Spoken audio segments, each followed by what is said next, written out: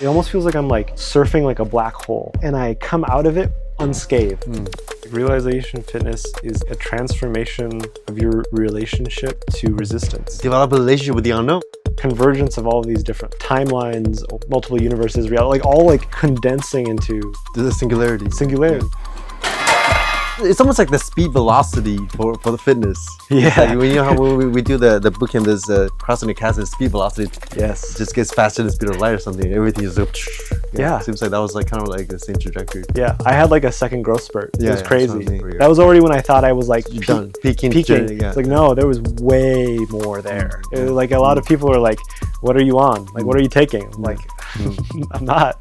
But You figure out something. yeah, I found something. I'm actually starting a series of interviews, or what I did with the mentors in our bootcamp. That's actually one of the instructions from my mentor is like, people always interviewing you. In order to like flip that karma, now you have to go interview other people. So I can aggregate them through, the form, feeling, perception, consciousness, and fabrication. Welcome to the Contemplative CrossFit 60 minutes. I don't know what to call it yet, but for now it's 60 Happy minutes. to be here. What do you do? I'm a sort of guide. Yeah, so like Jace had like 3 weeks to double her bench press or take her 5 rep to her 10 rep. Oh, okay. And so like she reached out to me. How many reps are you doing for the test? 10. 10? Okay, part of the requirement for joining Contemplative CrossFit is No, bench that's press. not the. Well, this is your Pith instruction. Yeah, that's her Pith instruction. Yeah, because From she's leading the next. 5 rep max to She's 10 gonna rep lead max. a parallel cohort, taking a lot of afflictions. So you have to increase the bench, and this is Tyson's training, been preparing her for the bench press. Learn how to push. How? Push to suffering. Because we were just talking about the importance of fitness in relation to realization fitness. Yeah. Hold up, breathe, big breath. Hold, press. Yep. Nice. She said she's never exerted that way before. And then we were talking about the relationship between exertion in the gym versus exertion in lifting suffering or just having the fitness to go through a boot camp. Can you talk a little bit about exertion and how physical exertion relates to what we do in a boot camp? Yeah, I feel like the physical exertion and the pacing of like how long it takes to make adaptations and like the wisdom of like when to push and when to rest helps make more mature like decisions of like whether or not to sit 2 times a day or maybe just do once, or like when to double up or when to push or pull. Every sit is a new conditions. It's like just like every session you have different like life stress or nutrition or like what you did in your previous session, the momentum of training. Maybe what you did before the training session or just that week. Yeah. Based on your previous exposures, previous experiences, you're kind of trying to map what's going to happen, but it's just a layer of projection on top of where like the territory is. Like, and so like, I think in exerting physically, you become accustomed to what that process feels like and how to not like freak out or how to like panic. Because when you're approaching your limit, there's like these protective mechanisms that kick on automatically. Like your body is like trying to threat detect. Also, injury doesn't just happen in physical fitness, in realization fitness too, because our coach Mei Chen says that he has to wear compression shorts when he does a transmission because he's taking on so many of our afflictions, and even the way he exerted throughout his path, even harder than Siddhartha in some sense. And then there were some injuries, solid body injuries. Yeah. I just went on my first round. Second day of training. 3 miles today. It felt easier than yesterday. Yeah, and at the end, I could tell like the untangling and twisting of tiny little karma. It's just exhausting. Yeah, we don't just sit around doing You don't just sit around. No, what do we do? This feels exactly the same again as this morning, the transmission. But sitting with you every morning is also kind of like this. You feel like we just, as a group, you lead the run and then just kind of follow you like a magic carpet. And then recently it's been going up. I don't think I've been working out more than usual. I'm like Jack right now for no reason. Yeah, we talk about like physical fitness and how that's inseparable from like realization fitness and everything. It takes a tremendous amount of power, exertion, and virtue even to flip a karma to Dharma and self-arise, because you have to reach a certain escape velocity and endurance to not merely transcend but repattern and rehabituate your conditionings. And you have to do so through the right view, which then leads to right effort. Right view is the nature of mind that is beyond but include all extreme views, and the right effort transcends but is inclusive of the full spectrum between say effort and effortlessness. It's seeing the codependent rising process between expansion and contraction and how they're part of the same cycle. And this is how you stay in the middle way during physical training and in mind training. The Buddha declared, "May my blood, flesh, fat, and marrow dry up. May I be reduced to skin, bones, and tendons, but never will I abandon exertion." So exertion and exhaustion are really two sides of the same coin. Right? The more you exert, the more afflictions you exhaust, and the energy freed up from exhaustion gets cycled back into your system as fuel or sentient resources for even more exertion. Another way to put it is that as your being becomes more purified, more energy is freed up. So the more you practice exertion, the more desire you can hold. So the practice is never to get rid of desire, but to purify desire and transform and transmutate them to sentient resources for even more evolution and transformation until your life becomes an infinite energy source for creation, where total exertion is total exhaustion. And throughout this exertion-exhaustion feedback loop, being continuously gets brighter and more luminous until it's inseparable from presence, that which is simply and always and already awake.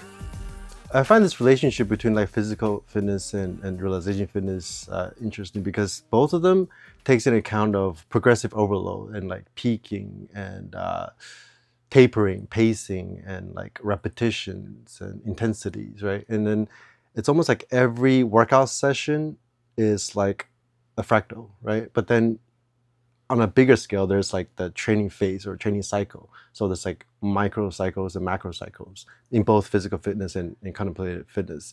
And then one sit in our bootcamp, meditation bootcamp, the daily sit is like a moment. But then within that moment, there's fractals. Like, okay, every time you rest and recognize, every time you sit, gather, rest, and recognize, it's like a cycle, right? And then each week is also a bigger cycle within the fractal. And then there's the phases. There's like 4 phases in a 12-week program. And then the whole bootcamp is also just one big moment. I call it moment within the fractals, right? Smaller fractals also contains the whole and vice versa. And physical fitness too, because each workout, there's different exercises. Within exercise, there's a set, and within set, there's reps. And then within each reps, there's like expansion, contraction, right? Yes. Yeah. Yes. Yeah. Yeah, that's a part of, I think, what excites me or like what I love about the style of training that we're doing in CC. Yeah. Is like it felt very related. Like it felt like It's almost exactly exactly indistinguishable. You know, we talk about how life training and mind training is indistinguishable, but even physical training, it's in a way indistinguishable. But let's go back and maybe talk about how you got here, because you said like so many of us had background in physical training. Before you started meditating, I assume you were doing physical fitness already. Like, Can you talk about your journey? How you got here in general? Probably a big part of my background was like resistance training since like the age of 12. And so yeah, I've been resistance training for like 18, 19 years now. I really enjoyed it. Like I enjoyed it more than the sports. And so I like did it through college. And in college I like played around with like bodybuilding and marathon and powerlifting. So just like exposure to a variety of different aspects of the fitness polygon. You did strongman too, right? Yeah, Okay, and that was my most recent one was strongman. The most recent. Yeah, like a year ago I was competing. In your campfire, you were talking about something like identities and different eras and exhaustions, right? So like going through all those different endeavors, can you talk about like your relationship with that and identities and how you maybe exhausted each one of these different aspect of fitness and then eventually leading to like contemplative fitness? Yeah, it's probably just a natural part of the experience. Like you can't help but go through like, oh, I'm like a power lifter now. Or like, because like bodybuilders, they're a bodybuilder full time. Like they hit all of their, like all 6 of their meals exactly when their time goes off. They go to bed at the right time and they miss out on, like you have to like become the bodybuilder. Right. And so I had these different eras where I like really took on like an identity of fitness or a path of exertion. I guess you just run it until it exhausts. I mean, just like with any other identity, you just get kind of like wrapped up or attached to it. When you exhaust it, you kind of risk like burning out in a way that you like kind of sometimes you got a lot of burnout. Right? Yeah, a lot of burnout. And so for me, it's like at different times I had different fuel sources, and some fuel sources like burn dirty. I don't know, like diesel versus every fuel source comes with different byproducts, kind of. And because a lot of people like the beginning motivation is maybe just like look good naked and like attract someone like, which is fine. But then eventually that motivation like exhausts, and you have to find a new source of motivation or identity, or maybe it's a sport. Like, oh, I'm going to compete in powerlifting, and so like I did powerlifting for 4 or 5 years, and then bodybuilding for 3, 4, 5 years. So it's just like you take on these personas. I think the tricky part is not exhausting to a point where you just burn out and stop training and stop exerting. And it kind of happened for me too. But it's like you experience an injury that's so significant that you create a story that you have to, like, you can't do it again. Or maybe someone gives you that story. It can be hard to not get stuck in some kind of story. I was stuck for, I think, a long time with like persistent low back pain. I could only work up to like 40% of my previous maxes of like my squat and deadlift. What it took was a year of training without knowing how much I was lifting. It was like my year of like towel training. But Oh, yeah, I see you lifted just towel for a whole year. Yeah. It was like, Were you able to maintain your muscle mass during that? yeah, surprisingly so. Oh, interesting. Yeah, So Mike Chen was onto something. You know Mike Chen? yeah. He has some videos about just lifting towels, right? I would say yes, but I feel like the style he was doing was really different. than Okay. what I was doing. But even like old school strong men or like Bruce Lee use like isometrics. That's where if you like push against a wall and you push with all of your force, you're producing force even though your joints aren't changing in angle. So it started with like isometric training, but then it developed into what I call like self-resistance or self-determined resistance. Like the basic idea would be like if you do like palm to palm, like your bicep versus your tricep, or if you were like had a I think I tried that before. if you had like a partner and they were doing a bicep curl or you're doing a tricep pushdown, Yeah. do that for yourself. But I was doing that for like different muscle groups. I would use a towel to like, if I did a bicep curl versus my deadlift muscles, my deadlift muscles are way stronger. So basically I was able to like max out from rep 1. I was close to failure on every rep. So like every rep was like failure and maxing out.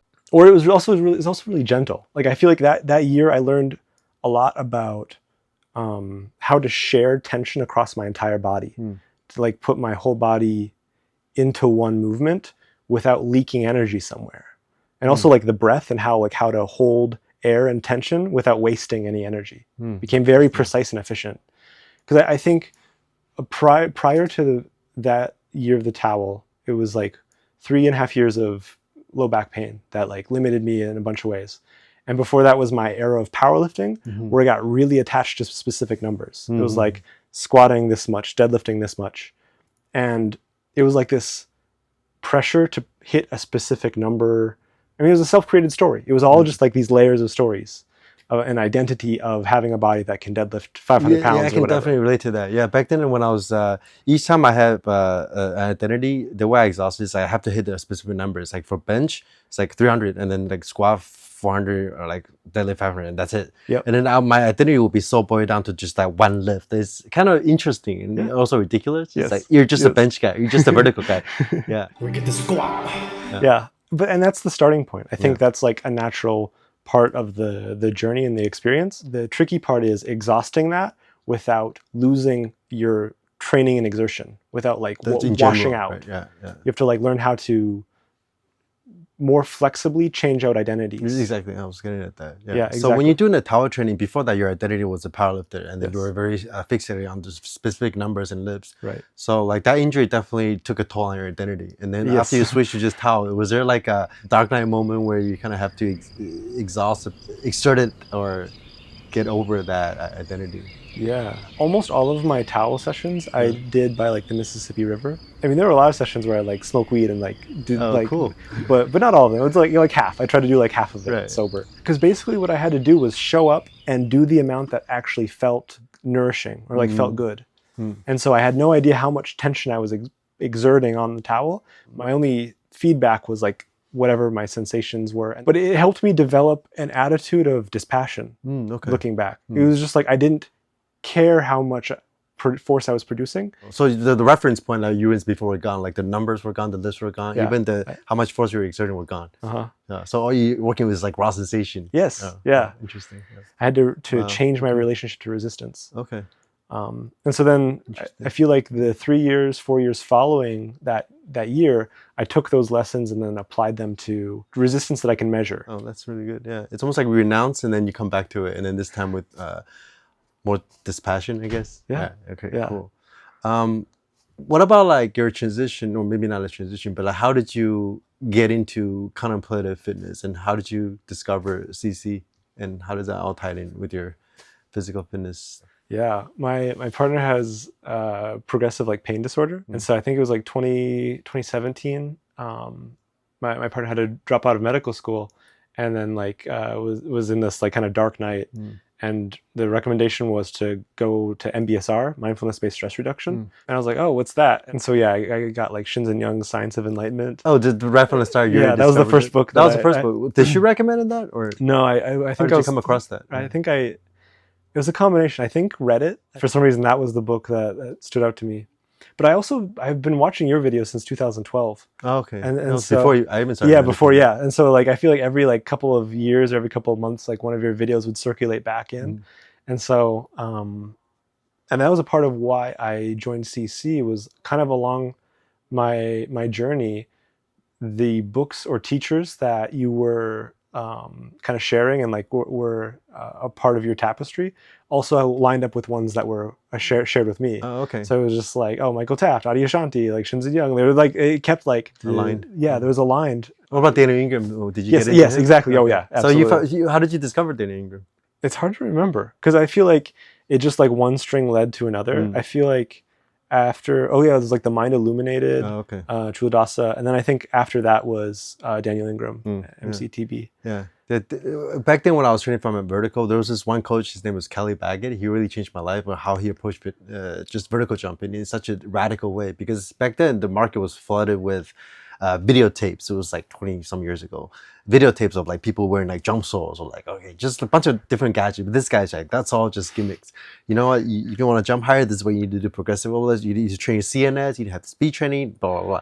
And it just makes sense. And then when I discovered Daniel Ingram, and I was like, wow, my reference point to that book was kind of like the vertical jump Bible. I was like, this guy took meditation and then applied in a way where we as modern humans can actually apply to it in a scientific way.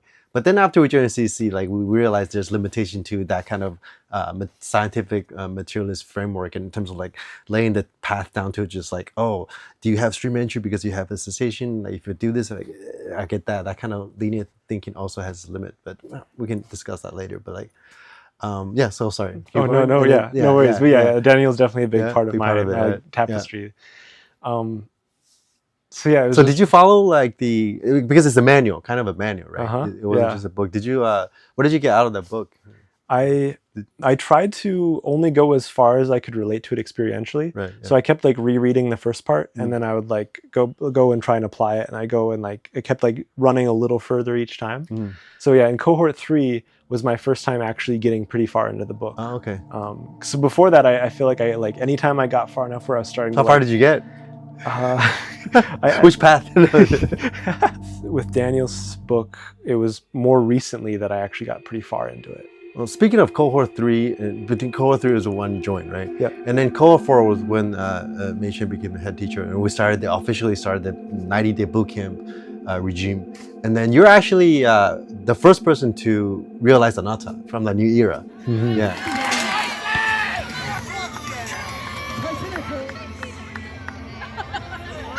Can you talk about like your Anatta realization moment? Or I know we tried in CC, we don't make it into a thing. In cohort 4, I think it was because there was only 12 of us. It was more like obvious who crossed that chasm, so to speak. And then for me, it was when you got invited to the book club for in praise of Dharmadhatu.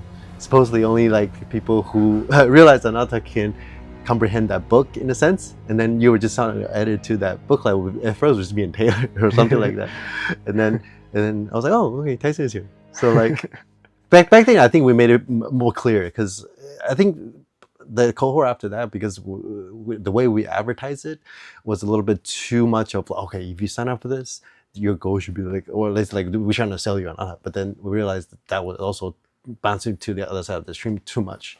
So maybe we can talk about like how you realize Anatta and what that means to you. Yeah. I know it's an embarrassing topic, actually. You know why it's embarrassing? Because I can relate to it because I talk about my attainments a lot before. And then I read this book called Saint and Psychopath. It's actually Daniel Ingram and Kenny Fogel's teacher wrote a book called Saint and Psychopath. In that book, he said, talking about your spiritual attainment or your realizations, it's almost like talking about your sexuality. It's like coming out of the closet. Yeah, Yeah, but yeah. CC wanted to be controversial, so like Yeah, so it feels very like intimate. yeah, Or very fe- intimate. Yeah, Oh, yeah. because I know it was during a one-on-one with Mei Chen, right? Yeah, that was like a at the end of the one-on-one, it felt like a sort of I don't know if I would say like a not a teaser, but a sort of like almost like what to look for. What was the one-on-one about? Like, It was about that. It was about that. Yeah, Okay. I feel like that's kind of what it felt like the one-on-one was for, was that kind of a conversation about that, and then in the, I guess, transmission at the end of it, it was like a preview of it. Because at that point, I think we were past halfway in the boot camp. There was all of this momentum of hitting like 2 sits a day most of the time, unless I like could tell I was running a little thin, and then I would just rest and like relax in the afternoon and just chill. I was listening to every discussion, like both any discussion that I missed, I would still like listen to. I was steeping myself in talks on YouTube by Dongzar Khyentse Rinpoche. Oh yeah. I was like going through like anything I could find. It was just like continuous. And so it was like a combination of like the view refinement and the reps. The reps. I was just like steeped in it as much as I could. I was just like was there your goal to go in there to hit Anatta, or not really? I guess so. I guess so. Yeah. Okay, Yeah. okay, It was like it was foolish to treat it this way, but it was almost like I was treating it like this could solve all my problems. And that was a part of what I think risked the injury. Right. Like that's where it was like, but yeah. so yeah, I was fully cooking myself, like every way that I could, as much as I could. I was like letting go of my identity and like training. Even I was letting myself detrain physically. I was just like the bare minimum, like maybe training like once or twice a week, like letting go of that. Renouncing from that yeah. identity. And that was like a really core one. And so yeah, I had a lot of momentum from in that boot camp, and then in that one-on-one with Mei Ching, yeah, it was just like a transmission of it. How I would describe it, it was like a sense of like clear light. Like it wasn't about like luminosity or brightness. It was like a sense of knowing presence, or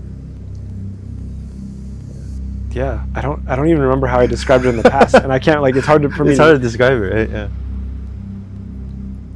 Because it was that the kind of the transmission at the end of the one-on-one, and then like 2 weeks later, it was just one of the evening sits. It was just like it was like 6 or 7 like cessations. And the first few, I didn't have enough lucidity to recognize what was going on. I couldn't, on either side of it, I didn't. But it was just like eventually it was like this furnace that cooled down until there was just like nothing, and then it like kicked over again. And it like, by the last couple of them, I was like, oh, like I started like looking closer at the reboot, right? Yeah, the reboot at the moment before or after the reboot. Yeah. And then after that, there was like a 2-week period where there's this like experience of what I call it clear light, but this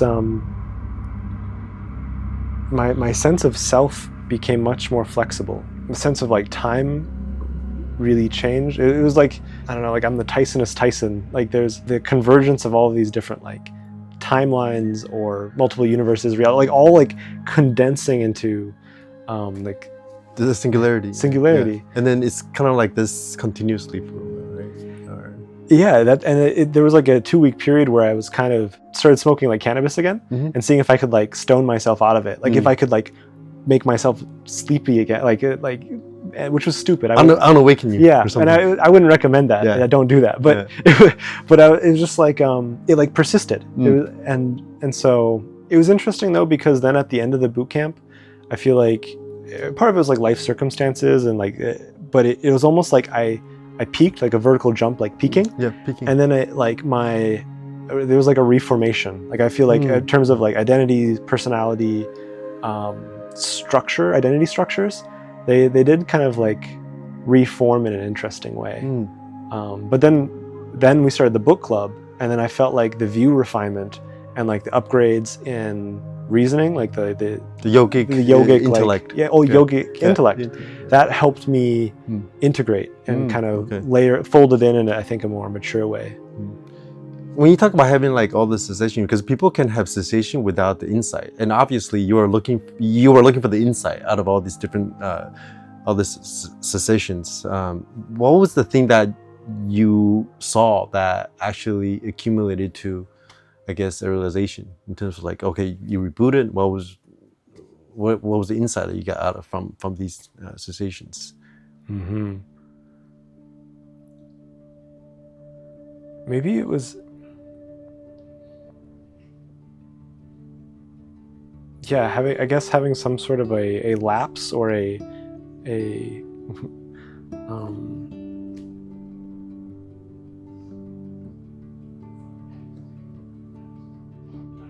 yeah, I'm not sure, because I don't know, I wouldn't call it a non-experience, but it was like a chunk of the film was missing, and then watching things reboot, and seeing that like multiple times in a row, I feel like it changed the way that I relate to my experience of myself. Oh, interesting. And makes sense. It's like there's these different densities of being, and so like, you know, if I'm talking and engaging with someone, that can be like a really like solidified sense of self. And different ways of aggregation. And each of these different ways of aggregating have different habits, different habitual patterns. Right. And it's almost like developing like a non-preference. Like I'm not like trying to be in non-duality, no self all the time. Right.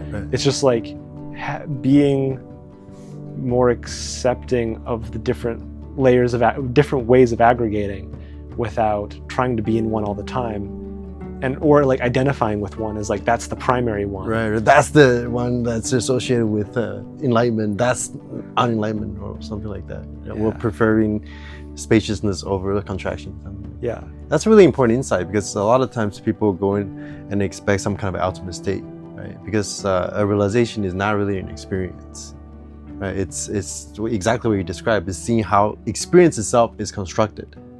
Yeah. And then every time you boot up, it's like, oh, not just your sense of self, but your entire reality, including space and time, the entire fabric of it, it's fabricated. Yeah. Did you ever go through a phase where you were clinging on to certain experiences though before this? Oh, absolutely. Yeah. Like, what did you go through? Like eternalist? Were you more like an eternalist kind of guy or a nihilistic kind of guy? I probably, I feel like I did a little of both, but probably eternalistic overall. Yeah, I just want to be like in God mode. Or exactly. Like yeah, I feel like various like psychedelic experiences, or even like cannabis used in a way to try to elicit a psychedelic experience, like being like sober enough days that like when I do it, it really like hits me, and like I would smoke and then like be in a meditative posture to try and like really, I would like listen to Osho, and like it was just like I was getting lost in the sauce. I was like mixing all kinds of things to try to like peak experience. How did you realize that wasn't the way? Like that wasn't the point, even though peak experiences can lead to insight, or they can. It's not like you have to negate them, because so many people get trapped in just peak experiences for the rest of their life. Right. Yeah. That's the view view refinement, and that happened primarily in CC. That was view, refinement, absorption, and purification. That's the 3 pillars. Yes. Yeah. Yes. You had the absorption down, right? Yeah. But then your refinement was something that I guess you were. It was underdeveloped. Right. Underdeveloped. So yeah, I had development in some capacities, but I was missing in others. So kind of just like in the fitness training, like if you have really good like strength, really good strength, but weak cardiovascular, like it's going to end up affecting your strength training or too. Flexibility, or any of these different exactly. links, right? Diet. Yes. So if you have an underdeveloped aspect, depending on what kind of fitness you want to express, addressing your weak points can really bring up your strong points. Right. Interesting. You were talking a little bit about like using psychedelics or weed to, I guess, use them as a catalyst for not just your contemplative training, but even fitness, right? Can you talk a little bit about that? Because cannabis is a nervous system depressant, right?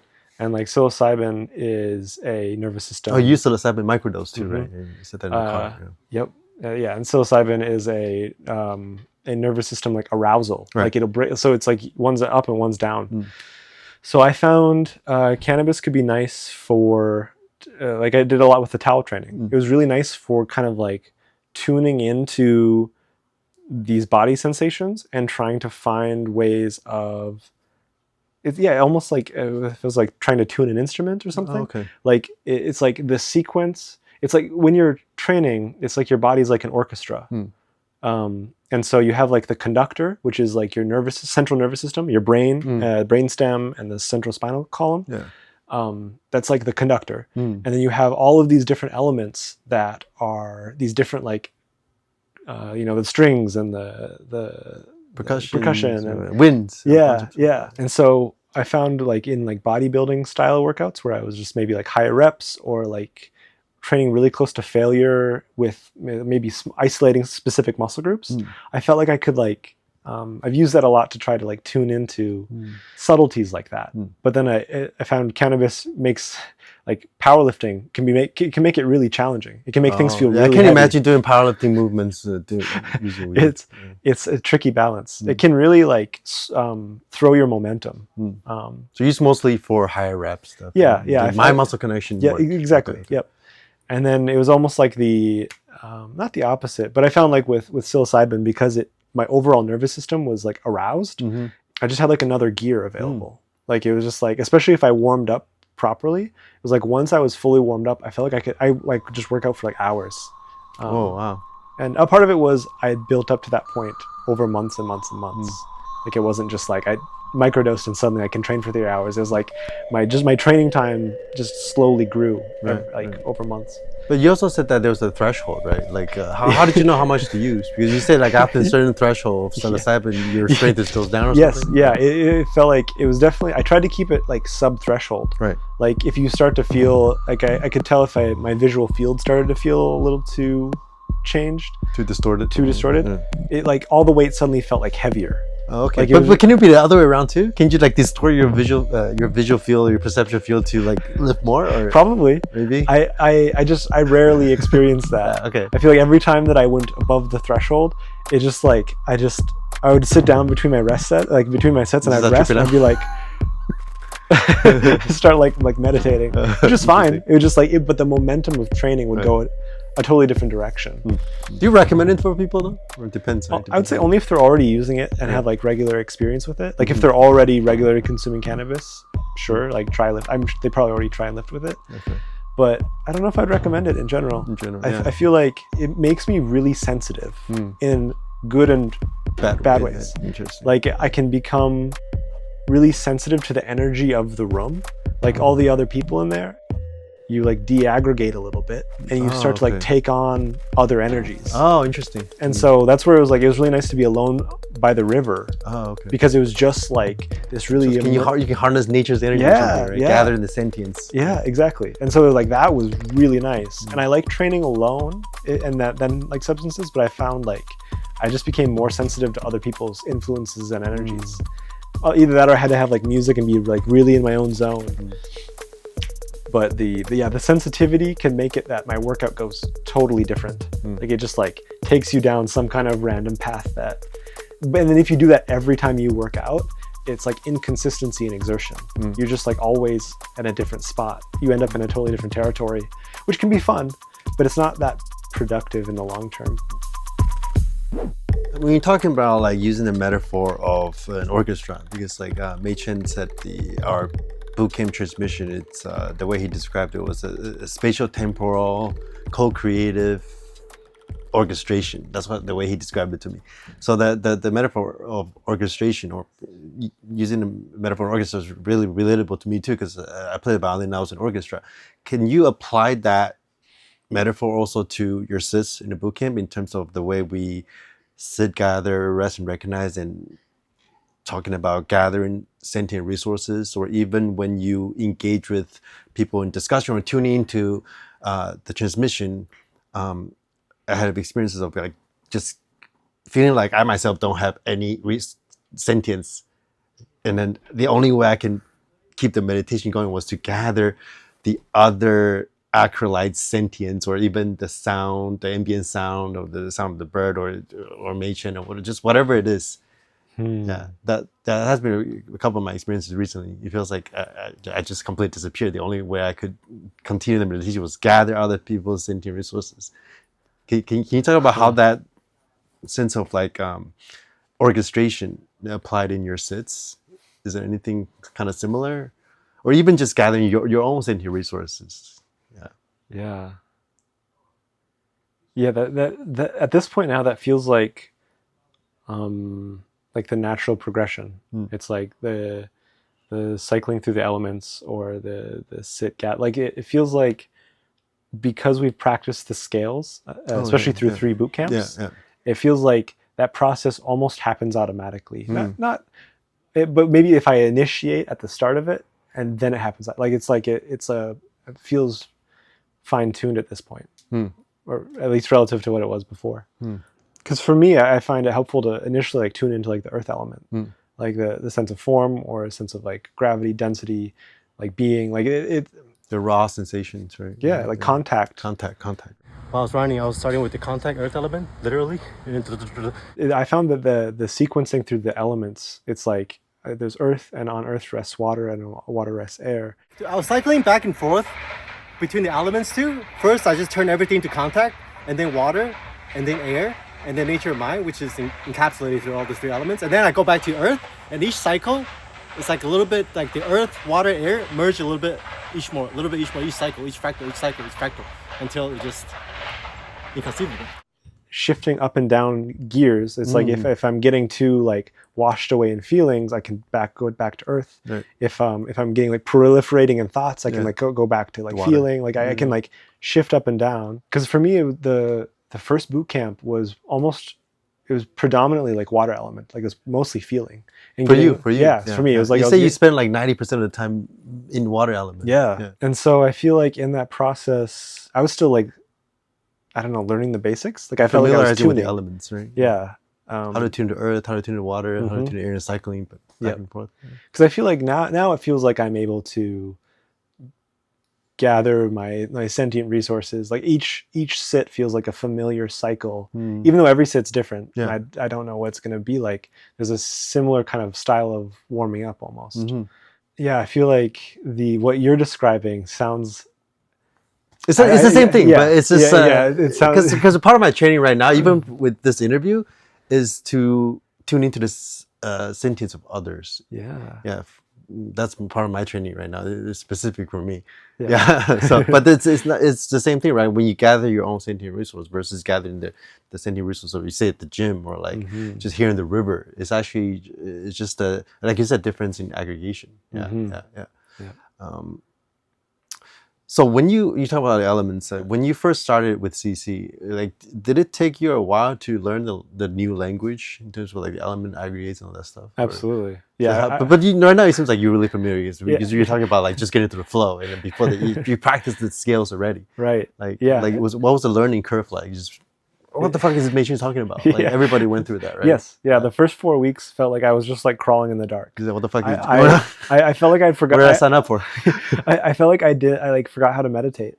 Like I just like I felt like my not having like focus on the breath, or like having these like no clear instructions. Yeah. Really. It just felt like I was just like I didn't know where I was going or what I was doing. You're in the unknown. It was establishing a new relationship to the unknown through just by keep showing up. It was just like, and steeping myself in like listening to the other discussions, and like it was just like I was trying to like anything I could get on it, I would just try to like saturate myself in it and try to understand it. And then I can't remember what point, but at some point it just like clicked. I was like, oh yeah, this is just it seems like obvious now. Did you have any doubts in the beginning? It's hard to remember. I assume so, but it's like I don't have like a clear like memory of like, even though I was confused, I probably have a strong disposition to faith. Oh, okay, nice, interesting. Because I always tell people it's 90% of the work, at least in the first bootcamp, is just to show up. Oh yeah, It's just to show absolutely. up. Yeah. Can you talk a little bit about the relationship between form and function? Because I heard you talk about that on the campfire presentation.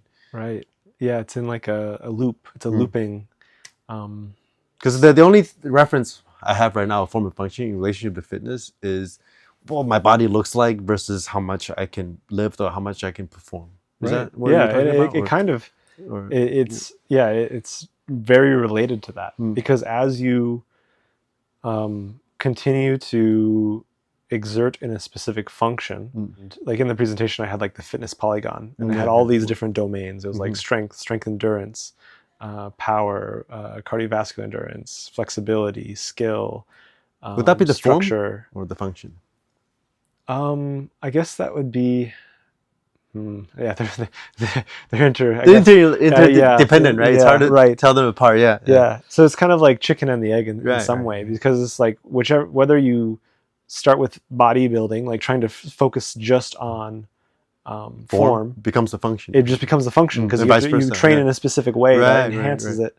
Like there's form and function feedback loop, but then you have different inputs, and you have three main aspects of human movement would be your musculoskeletal system, like your muscles, tendons, ligaments, bones, your nervous system, and then your cardiorespiratory system. Right. For me, what felt important about that diagram was that we have this continuous virtual reality system. Yeah, I was going to ask you about that. Yeah, how that relates to the VR. Yeah, because we have like feedback loops, and we also have like feed forward, where basically how hard we think something is impacts how much we can exert. Interesting. Basically it's just perception of exertion. Like if you think you have no reps left, you kind of like then do have no reps left. Like you have to develop like a new way of relating to the sensations when you're near your marginal limit. Like because there's this instinctive like you might already have a perceived notion of what you can or cannot do, right? Yeah. Okay. So how do you get over that? Right. Precise targeting. It's like you give people a specific target of 2 reps in reserve. And then sometimes you go no reps in reserve and find out what failure feels like. And you do it in like a container, like a safe container. Maybe it's like bicep curls, somewhere where you can feel really safe, like just to train mind into develop a relationship with the unknown. Yeah, right? Right. Because like it would be with something like a bench press, it feels really scary to like go to failure, where you're like, you literally, oh shit, like now it's coming back towards me. Yeah. But you do want to, over the course of like weeks and like small gradual progressions, find out where your actual limit is. Because then you can start to develop a relationship to those last 3 reps and make like training decisions that build momentum. Because it's like training virtuously is just compounding growth without suffering.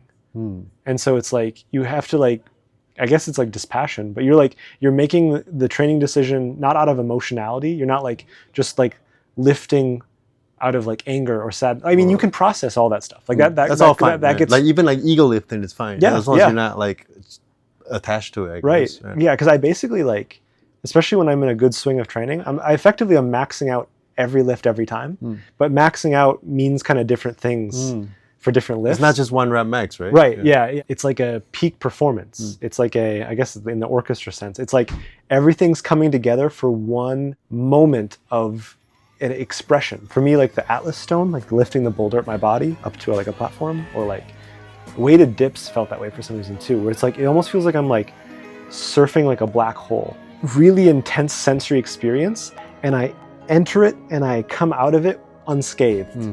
And there's a very small like margin of error where if I deviate one way or the other, like I'll get injured. Like there's a real risk of injury, but I'm just like, I surf it. Like it's just like surfing the black hole. It's hard to conceive. That's a really good analogy. I know what you're talking about. Yeah, but then it's hard to describe, right? Yeah, and that takes like, I think months or even years to develop, but that's where it's like, it's exciting for me to like train Khan and stuff, because it's like, because he has all of the mind training, so the yogic skills already, he can he's relate. Like, he's like, he's the opposite of us. Yeah. He's like, first he yogically is very developed, now he's doing fitness, and we're like the reverse of it. He has so much maturity for such a young training age. He's so young physically, but he's like getting these higher level consciousness. Like they're like this higher level of training maturity, way beyond his training age. And so it's really fun to train him that way. Interesting. We talked about like exertion, right? And then pushing through suffering, or even Machen said one of the best ways to exhaust your karma is actually through endurance work, to like just run a marathon. To talk about virtue, doing things for its own sake. I feel like that's really a big one, because the distinction between motivation and aspiration. You said you had all this different motivation, but then in order to truly push beyond your limit and sort of serve the black hole, something else has to take over or something like that, right? Yeah, I feel like realization fitness is like a transformation of your relationship to resistance. Oh, I love that. Yeah, that's great. Yeah, interesting. What do you mean by that? Because it starts with motivation, and you run the cycles of like motivation, exhaustion, and then I think with enough cycles of that, or maybe with enough view refinement, putting drops of aspiration in it, you begin training for the sake of training, or exerting for the sake of exerting, or training in virtue for the sake of virtue. Like, it's just like bottomless energy source. It's like it's a energy source that propels itself. I was reading Crazy Wisdom, and then Trump was mentioning something very similar. It's like this interest for interest's sake, or like this interest to explore rejuvenates itself, because you can never run out of sentient resources, because that's what reality is, right? Something like that. That's cool. One last question. It seems like you have carved out a very niche and specific domain of mentorship, because you've been a mentor for like this is the second, going into the 7th cohort, this is your 3rd cohort being a mentor, and then it seems like you found your own path in terms of like just be the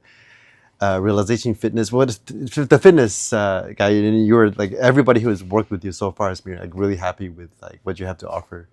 Like, can you talk a little bit about your role as a mentor? And you have a name for your service, kind of, right? Intuitive training. Intuitive training. Intuitive training. Yeah, that one. that's Yeah, right. Yeah, okay. Yeah. Yeah. That was your thing. Yeah, Right? that was like, my thing. Like, yeah, like what is 2 years intuitive ago. training? Yeah. I think that was my way of framing my training methodology.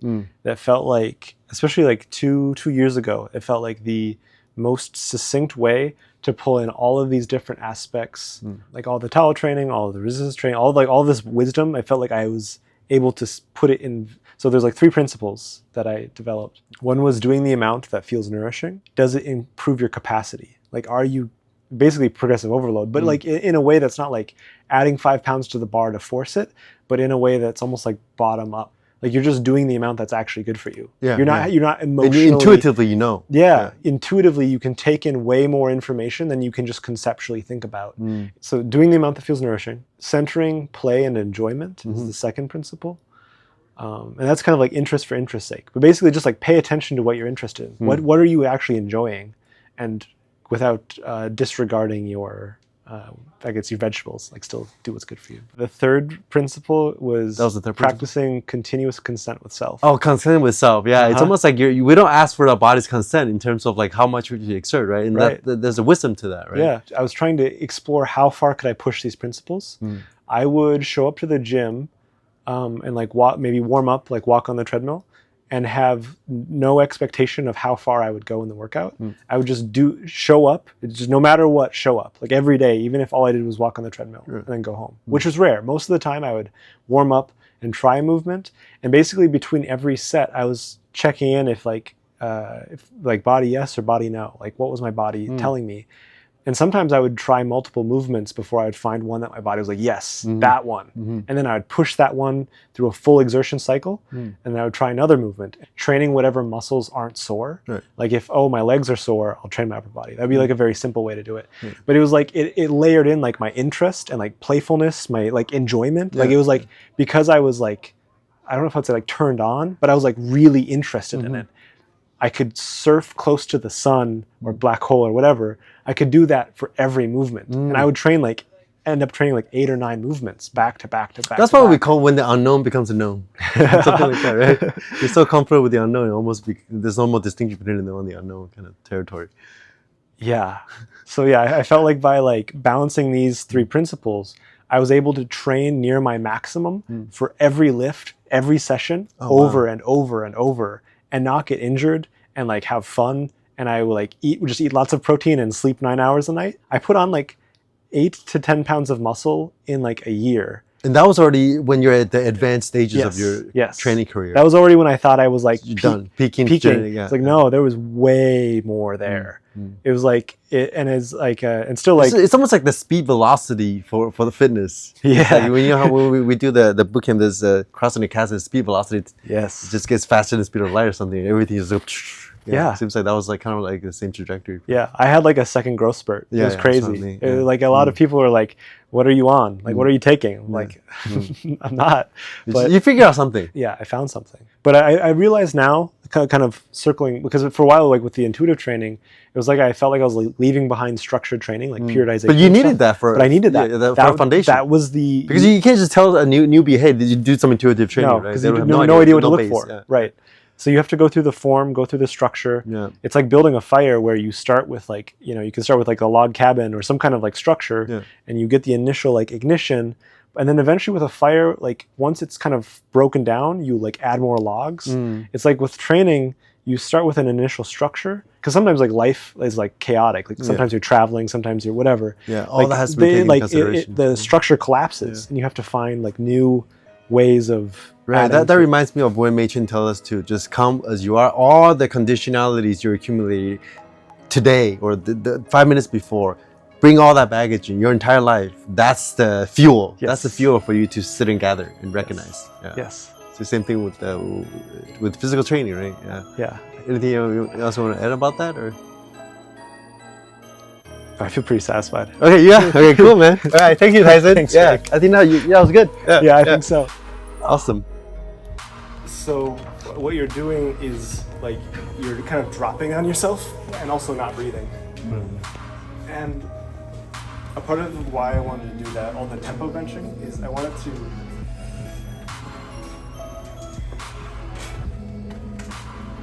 because we spent a lot of time like establishing the pause, and it's like the bottom of the trampoline, and that's where I want you to, you're holding the breath to like feel the trampoline, and it's like touch and go. When you're in this like sticking point, you want to be stable. Yeah. Which is So the last wrap, you pause. just for like a moment. Like it, rather than like if you're close to failure, you don't go down right away again. right. Give yourself just a moment to rebreathe and take a big breath. I realize what really make a difference is also the engagement of the back muscles, Yes. which I absolutely forget all the time. But so even if I was doing this, if I actually really try to engage the back muscles, I do feel the strength is like way more. Yes, that's where most of my focus is when I'm benching. Actually, I mean, yes, I'm pushing, but a lot of my Stability. a lot of my attention is maintaining this position. A stability ground. Your traps like